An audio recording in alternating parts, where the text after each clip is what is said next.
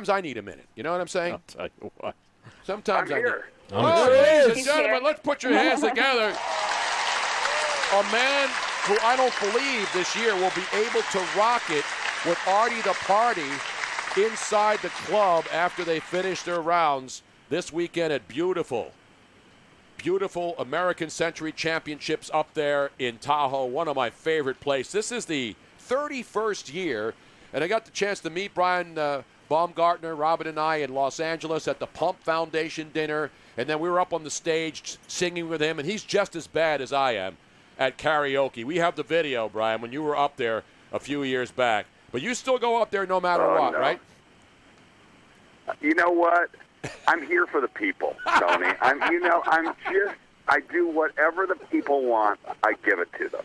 Not just the people with Charles Barkley wants, because he pretty much runs that thing. You know, he does.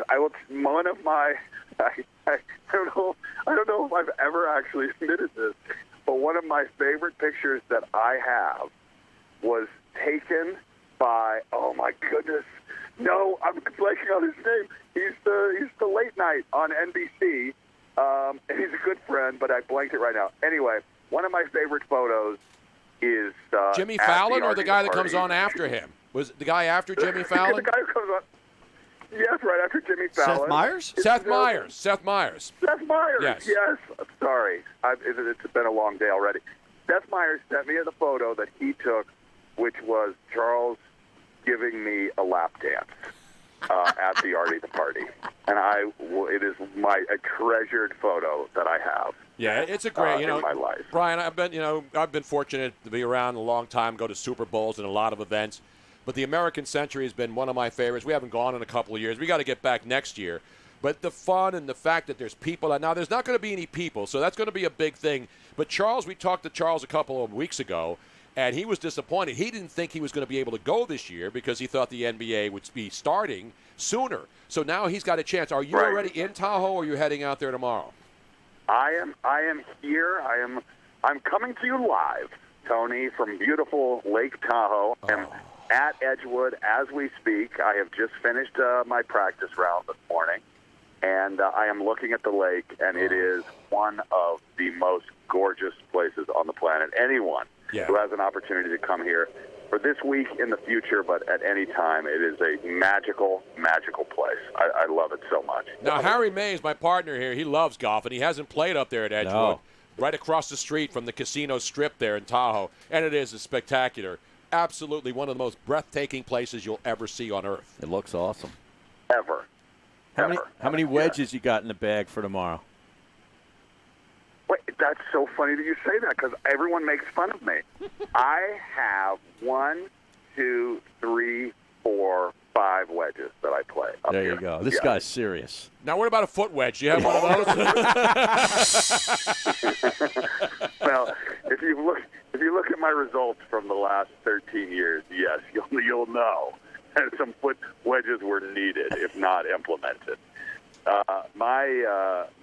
My favorite story, and I got in a little bit of trouble for this one year, but I brought a young lady in a bikini off the beach to putt for me on 17 one year, and I have a photo of that too. Actually, that's another fun one. Yeah, this week I say to everyone I work with, this week I'm in Lake Tahoe. I wouldn't miss it for the world.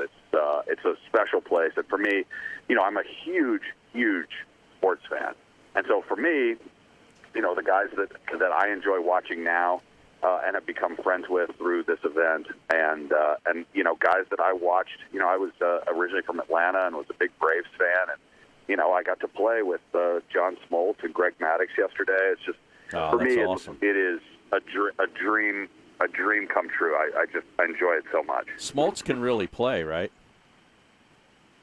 Smoltz is really. Yeah. I don't know if he would want to set. He shot 70 yesterday with 6 3-putts.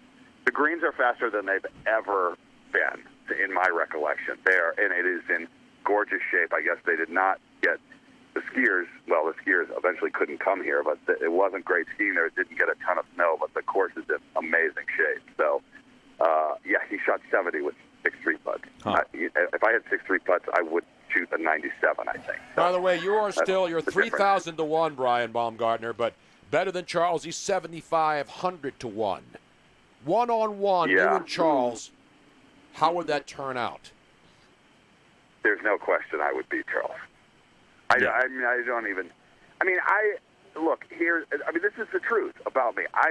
What I say to people is, like, if they say, are you a good golfer? I would say, if you're playing me on the weekend, you're going to have a lot of trouble with me. Like, I'm a 7, right? Yeah. Up here, these guys, Mark Mulder and Smoltz and Steph Curry and these guys, they're like pluses.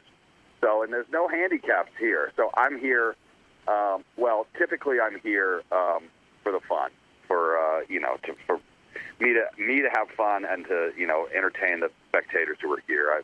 I'm well aware that I'm not invited because they think I might win, but I enjoy it, and hopefully I'll do something fun. I will tell you, when I hit a good shot, which I have, right? Like I've made an eagle, one eagle. These guys make 3 eagles around. Once. I think it's really fun, usually for the spectators or the people watching on NBC, because, right, like I am truly living the everyman dream with these amazing golfers and elite athletes. And I think that just me playing in this tournament every year, I consider myself an elite athlete. I think I have to, John. Well, we have our couch guy here. He had the Dunder Mifflin shirt on yesterday. Yesterday, yeah. And then he said, I'm going to bring it back because he's going to come on tomorrow, and he didn't wear it. He was having a Yankees shirt on today. It's a bad job out of you. It really is, Tony. And I can just say, Brian, I've been working for the show for 3 months now. Charles Barkley, Bob Costas, we've had Al Michaels. I've never been more excited for a guest to come on the show unbelievable, man. than you yesterday. I'm the ultimate The Office fanatic, total just insane about it. So I just had one question. I asked Tony if I could ask one question. In the episode, obviously, the cold open, the Kevin's famous chili episode where you walk in and you spill the pot of chili. Now, you mentioned how you undercook the onions and everyone gets to know each other in the pot. Now, is that an actual recipe or is that just something scripted for the show? You know what? If I said it, it's real. All right? If I say that I can make the best chili ever, this is where actor and character meld as one. And if you don't believe that, I don't know what to say to you. I really don't. No, but I do have to tell you this, because we're talking about The Office. I don't know if you have heard. This was announced. This was breaking news. This is breaking news. Yeah, we love breaking news on the show. This is billboard in Times Square news right here, and that's not a joke. On Monday, it was announced, which I know because I've been doing it for 7 months, that there will be a new podcast called An Oral History of The Office that I executive produced and am hosting.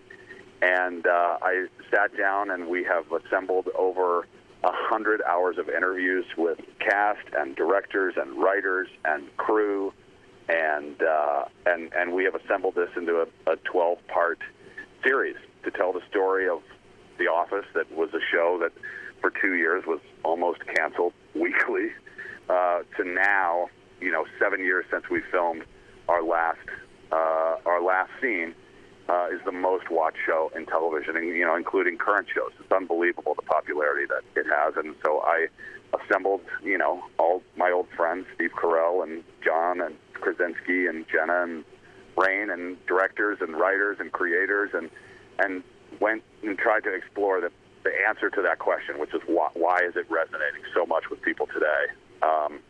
And I'm tremendously proud of what we've done, and I hope you and other people who are listening who are fans of the show will give it a listen. So it's not up on the podcast sites yet, or is it going to be released? I know you recorded them. When will it be released? The trailer is exclusively on Spotify, and the trailer was launched, and we announced on Monday, and it is the first 3 episodes will be available on Tuesday. Are you July accepting 14th, next Tuesday? Wow. Are you accepting any interns? Because that might be my next. My next gig. Getting the couch out of here. I want ridiculous. This guy run right out of here right now. Jesus, you got one question, and now you want to work on his podcast? And he's just ditching us. Let me gone. just say, I'm way, way, way, way better to work for than Tony. Well, there's no doubt about that. I mean, come on, man. And although you're not as good as karaoke as I am when we get up there with Artie Hervey, and we had a chance to talk to him, and we were asking him about, because there's not going to be spectators on the course this year. Uh-huh. But even in the clubs where everybody goes afterwards, and Charles gets up there and sings, and everybody does, and all the golfers and Ray Allen, it's always a great time. But Artie said that they're not allowed to do that. Nope, because he hasn't worked since March. He's holed up on his ranch a couple miles out of Tahoe. And how great is Artie the party there? I mean, he's just phenomenal. Oh, it's fun. Oh, it's the best. It's the best. I'm so sorry that it's not going to happen this year. But I'm sure there'll be some fun with social distancing, of course. Except on the 17th, the hole right there where the boats are, and the women are jumping around, and guys are throwing footballs. Quarterbacks will throw balls at people. Everybody thinks Phoenix, in Arizona, that tournament is crazy. Right. That's just spectators. Tahoe, it's in the water. I mean, people are going crazy out there. It's awesome. Yeah. The boats. I think that we're going to see a lot of boats out there. So we'll see. I know they're not going to let them onto the beach there this year, and hopefully everybody behaves himself and everybody follows the rules or whatever. It's unfortunate that it has to happen this way. It really is, because it's as I said, it's my favorite week of the year. I just love it so much. And I want to talk about the proceeds, because they're going to the Equal Justice Initiative, COVID-19 relief, the Nota Begay Foundation, the COVID-19 Response Fund, and the Center for Disaster Philanthropy, as well as regional Lake Tahoe nonprofits. I don't know. I guess you were there that year when there was the big fire in Tahoe, and Charles Barkley, without telling anyone, went over to those people and gave them like $1 million donation. Wow. It was unbelievable. Yes. Well, he loves it. He loves it just as much as I do. And, I'm glad. I'm glad that they're holding the event. I think people, on television will enjoy watching it. And I'm glad that they're doing it for charity. And this is actually funny, Tony. They called and they were like, "Hey, we're really," because usually it's like this is like a PGA event, right? Like you're playing for a purse, and I think it's like $150,000 if you win the thing, and that it goes down the line. And someone called and they said, "We're really sorry. We understand if you want to drop out, but there's not going to be a purse this year." And I was just silent. I was like, "Are you kidding me? My $14 that I might win? I don't think that's not a problem." And I don't think Tony Romo's going to be. If Tony Romo wins and he's the favorite, or even Mark Mulder, right, I don't think they're going to be hurting without the purse money for winning the championship. Yeah, exactly. Not Romo. It's a great thing. It's a great thing that they're doing. It's very exciting. Well, it's great to talk to you again. Unfortunately, we're not going to be out here, but it's a great event, and if we got to make plans, Robin. We got to be there. Now, I got one last thing though. Now you were talking about all the great sports that you followed, but in the one episode, you made like 10 jump shots in a row on the set, right? And the camera was rolling, and they put that in the show, right? One take, 13 in a row. It's 13 in a row. Wow. 13 in a row. From free throw line extended in a coat and tie and work shoes. Wow. Can you go down to Orlando after this weekend and work with Ben Simmons to see if he can shoot something farther than 5 feet from the basket for the 76ers? I'm going to try. Yeah. I'm going to for you. I'm going to do that. I am going to do that. He could challenge I'm gonna Steph go down Curry and Ray see if I Allen can to get a him jump organized. shot contest. Yeah, I mean, out you're there. going to have Steph Curry there. You're Yeah. going to be shooting any hoops with Maybe Steph? Ray Allen, right? Well, they usually have a basketball hoop set up on the 17th green. Yeah, they have everything set up on the 17th green. It sounds like we need it to be on the 17th green. No, Tony. everybody needs to be on the 17th green, Harry. Everybody. Brian, it's so awesome. Now, the last question, you mentioned the podcast. People have been wondering, is there ever a chance of bringing the office back, the whole crew back? Because Harry and I work together. We haven't been together. We brought out, things. Everybody's bringing stuff back. Is there any chance it ever happens, or are you guys all making too much money to even do it anymore? I don't know about that. All I can say is, this is an answer you're going to hate, but all I can say is NBC has not called and offered me a contract. And they have your number. Well, by the way, this is an NBC event. Oh, that's right. This is the weekend you got to put it in their ears because all the muckety-mucks from NBC are at the event. Well, that's true. I mean, that's a good point. Literally right now, if the NBC logo made my eyes bleed, well, I would be blind right now. NBC everywhere. So yeah, there must be some of them around. But if there's a reunion, then you have to do it like virtual. You couldn't do a virtual office. You have to be in the cubicles and in the office. It's not a Zoom right? call. No. Exactly. Yeah. You can't do a Zoom office. Although that would be hysterical, is in character doing a Zoom meeting. Like All right, all. why don't you pitch it? Call them. Yeah. Call them up. It would be really funny See to what you have. could do. It would be all the characters from The Office that are at home during COVID crisis, and they have to do a Zoom meeting. I think that would be hysterical. Exactly. Well, Brian, we really appreciate your time, man. Really, really, really appreciate it. It's great to talk to you again. Always great running into you, and we won't this year, but have fun out there. I know you will. It's a great, great event, and we'll watch you on NBC. Harry will be watching that other event. Yeah, and give our love to everybody that's out there, and say that we wish that we were there celebrating or being up there and enjoying Tahoe. I will. It's it's a special place, and they've obviously with everything going on, they've lost some people, but I'm telling you, I mean, there's 71 guys here. It's really cool that people are giving their time and coming up here and enjoying it. Even with no spectators. So it'll be a fun few days for sure. Brian Baumgartner, ladies and gentlemen, put your hands together right now. Yeah. I go to Spotify. You go to Spotify to find the podcast, right? Something oral action at the office or something like that. What was the name of it again? One last time. An oral history of The Office. Oral history. I knew there was oral in there somewhere. I mean, I know. Yeah. That's where I know where your mind is. Yeah. And we're not talking about Oral Hershiser either. No. He's a pretty good golfer too. Brian Baumgartner. Brian, thanks a lot, buddy.